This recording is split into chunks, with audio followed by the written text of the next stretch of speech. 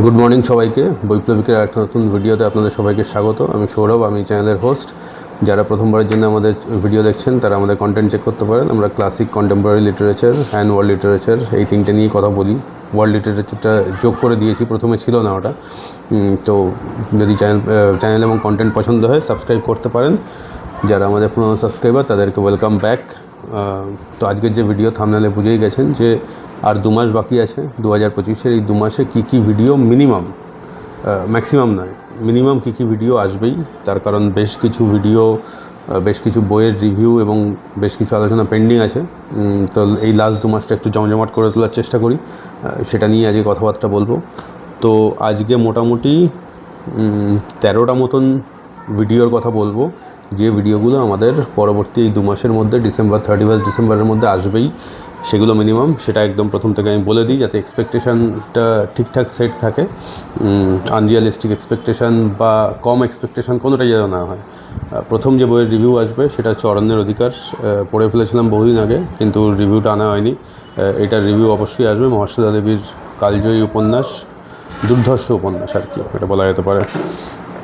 মহাশ্বেতা দেবী আপনারা জানেন যে জ্ঞানপীঠ পুরস্কার প্রাপ্ত লেখিকা। তো এটার রিভিউ অবশ্যই আসবে। 2 নম্বর যেটা রিভিউ আসবে সেটা হচ্ছে বাড়ি বদলে যায়। সেটা আমি পড়েছিলাম রমাপদ চৌধুরী উপন্যাস সমগ্রর 6 নম্বর খণ্ড থেকে, রাইট, 6 নম্বর খণ্ড থেকে এটা আমি পড়েছি। রিভিউ আনা হয়নি এখনও। এটার রিভিউ আসবে বাড়ি বদলে যায়। বাড়ি বদলে যায় হচ্ছে আপনার সাহিত্য একাডেমি পুরস্কারপ্রাপ্ত। 3 নম্বর যেটা আসবে সেটা হচ্ছে রমাপদ চৌধুরীর খারিজ। এটাও একটা অসাধারণ উপন্যাস। এক্সিস্টেন্সিয়ালিজম এবং ইত্যাদি অনেক কিছু আছে, সেটা যখন রিভিউ হবে তখন সেই সব নিয়ে কথাবার্তা তো অবশ্যই বলবো। এরপরে 5 নম্বর উপন্যাস, 4 নম্বর উপন্যাস হচ্ছে পদ্মা নদীর মাঝি, মানিক বন্দ্যোপাধ্যায়। নামটা উচ্চারণ করলেই আমার মুখে হাসি চলে আসে। কিছু বলার নেই তার সম্বন্ধে, তার পদ্মা নদীর মাঝি সম্বন্ধেও কিছু বলার নেই। সেটার রিভিউ আসবে, বড়সড় রিভিউ আশা করি।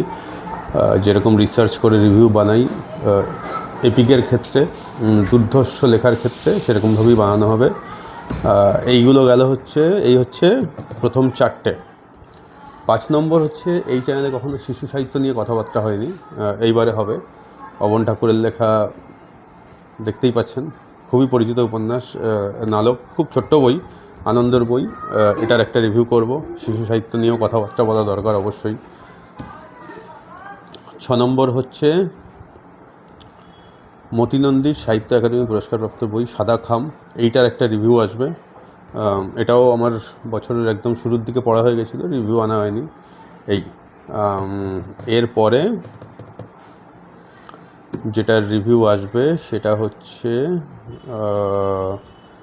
হুমায়ুন আহমেদের কোনো বইয়ের রিভিউ আমাদের চ্যানেলে এখনও নেই। হুমায়ুন আহমেদের প্রথমবারের জন্য রিভিউ আসবে। অনিল বাগচির একদিন, 71-এর মুক্তিযুদ্ধ নিয়ে।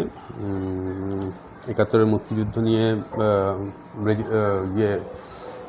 যে রিভিউটা রয়েছে সেটা হচ্ছে সেলিনা হোসেনের হাঙর নদী গ্রেনেড। চ্যানেলে আছে, যদি না দেখে থাকেন দেখে নিতে পারেন। আর অনিল বাগচির একদিন আসবে। এটাও আমি এই বছরই পড়েছিলাম। এই বছরে না, গত বছর পড়েছিলাম, কারণ এই বছর পড়িনি, গত বছরে পড়েছিলাম। তো এই হচ্ছে মোটামুটি নানা স্বাদের বই। এবার যদি বিশ্ব সাহিত্যের দিকে তাকাই, বিশ্ব সাহিত্যের ইতিহাস থেকে বা বিশ্ব সাহিত্য থেকে 2টো বইয়ের রিভিউ আসবে। এক হচ্ছে শার্লট ব্রন্টের জেন এয়ার, আমার পড়া অন্যতম সেরা বই। বইটার অবস্থা একদম ভয়ানক, পাতা টাতা উঠে গেছে। তার কারণ এই বইটা আমি যখন পড়ছিলাম তখন এটা আমার সঙ্গে ট্রেন জার্নিতে গেছে, বাইক জার্নিতে গেছে, ফ্লাইটে গেছে, ডিফারেন্ট সিটিজে গেছে।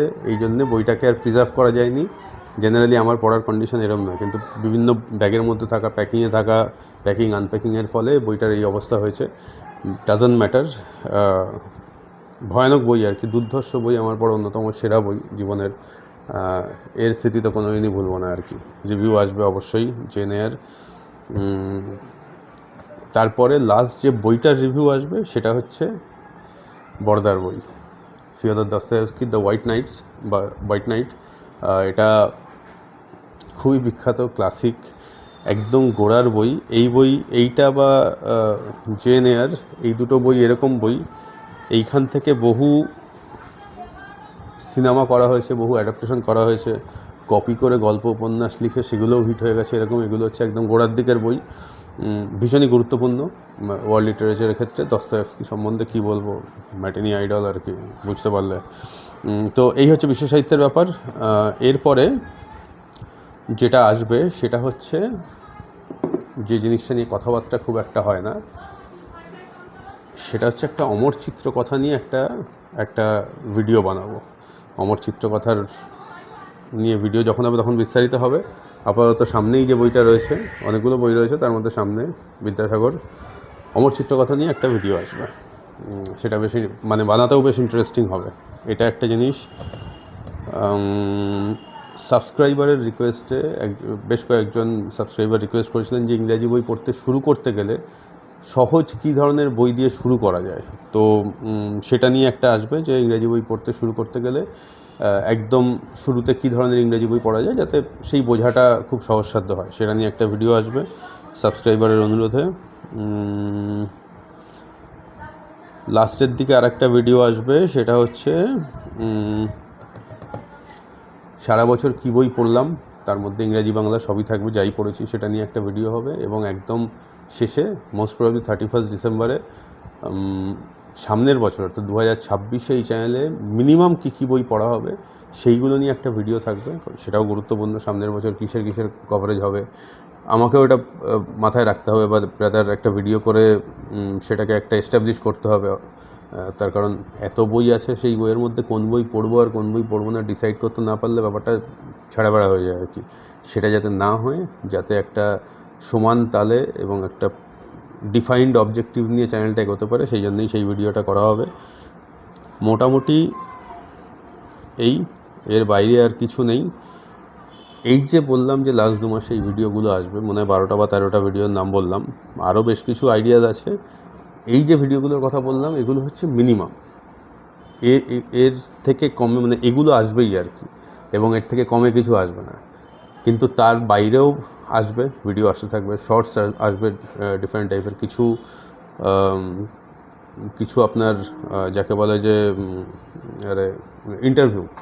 ইন্টারভিউয়ের কিছু ইন্টারভিউ নিয়ে আলোচনা করার ইচ্ছা আছে। ডিফারেন্ট আরও কিছু ফিচার্স নিয়ে কথাবার্তা বলার ইচ্ছা আছে। পারলে আরও একটা দুটো বই বা আরও একটা দুটো বিষয়ের ভিডিও আনার ইচ্ছা আছে। বাট এইগুলো মিনিমাম থাকবে আর কি। এর বাইরে কী আসে দেখা যাক, সেগুলো তো আসতেই থাকে। আপনারা দেখেন যে নানা রকম শর্টস, একদম লেটেস্ট কিছু একটা ঘটনা ঘটলে তার উপর একটা ভিডিও, লিটারারি ওয়ার্ল্ডের কোনো একটা নিউজ পেলে তার উপর ভিডিও, এগুলো হতে থাকবে আর কি। এই হচ্ছে আমাদের লাস্ট 2 মাস, যাকে বলে ঠাসা কর্মসূচি। আশা করি করে উঠতে পারবো। এটা আমার উপরেও একটা প্রেশার, যেগুলো আপনাদের দেবো বললাম, চ্যানেলে আনবো বললাম, সেগুলোকে ডেলিভার করা। It's not a matter of joke, সময় লাগে, ঘুম কম হয় রাতে অনেক সময়ই আর কি। কাজটাকে এদিক ওদিক করে একটু সরাতে হয়। এবার যেহেতু নিজেরই অর্গানাইজেশন চালাই, যার ফলে আমি সেটা একটু করতে পারি, সেই প্রিভিলেজটা একটু নিতে পারি। বাট সেটা সবসময় হয়ে ওঠে না। এক্সটার্নাল কাজ যেগুলো থাকে সেগুলো করতে গিয়ে অনেক সময় এদিক ওদিক হয়। যাই হোক, সেটা যা হবে দেখা যাবে। আমার কাছেও চ্যালেঞ্জ, সেই চ্যালেঞ্জটা আমি নিই। আপনারাও জানাবেন যে এই 2 মাসের যে ফিরিস্তি দিলাম আর কি, সেটা শুনে আপনাদের কেমন লাগলো, কতটা এক্সাইটেড আপনারা। তো এই দেখা হবে পরের ভিডিওতে। ভালো থাকুন, ভালো বই পড়তে থাকুন। আর সবশেষে, কালকে রাত্রিবেলা 2টোর সময় ঘুমাতে গেছি, ভারতের মেয়েরা ক্রিকেটে বিশ্বকাপ জয় করলে এটা একটা অসাধারণ স্মৃতি, সারা জীবন মনে থাকবে, বাকি জীবন মনে থাকবে। 83 তো আমি ওটা দেখিনি, ওটা আমার বাবা ঠাকুরদা তারা দেখেছিলেন, তাদের কাছ থেকে গল্প শুনেছি। লাইভ দেখার যে ব্যাপারটা, তারপরে অবশ্যই দেখেছি বিশ্বকাপ। সারা জীবন সচিন তেন্ডুলকরের অসম্ভব ভক্ত ছিলাম আর কি। মেয়েদের ক্রিকেট বহুদিন ধরে চলছে, আগে সেরকমভাবে সত্যিই দেখিনি, এবং আমার মনে হয় যে আমার মতন অনেকেই সেটা দেখেনি। খবর রেখেছি, পেপারে দেখেছি, কখনো হাইলাইটস দেখেছি, কিন্তু এইভাবে বসে তাদের জন্য চিয়ার করা, সবাই মিলে বসে, পরিবারের সবাই মিলে, এবং ওই একের পর এক কালকে খাওয়া দাওয়া ইত্যাদি ইত্যাদি, যা কিছু চিপস ফিপস যা কিছু ছিল শেষ হচ্ছে, একটা ভয়ানক ব্যাপার। খুবই গর্বিত, এবং মনে হয় যে এরপরে, এবং আশা করি যে এরপরে হয়তো তারাও ছেলেদের ক্রিকেটের মতন একই রকমভাবে স্পন্সর পাবেন, অর্থ পাবেন, সম্মান পাবেন, খ্যাতি পাবেন, এবং আরও বেটার ফেসিলিটি পাবেন।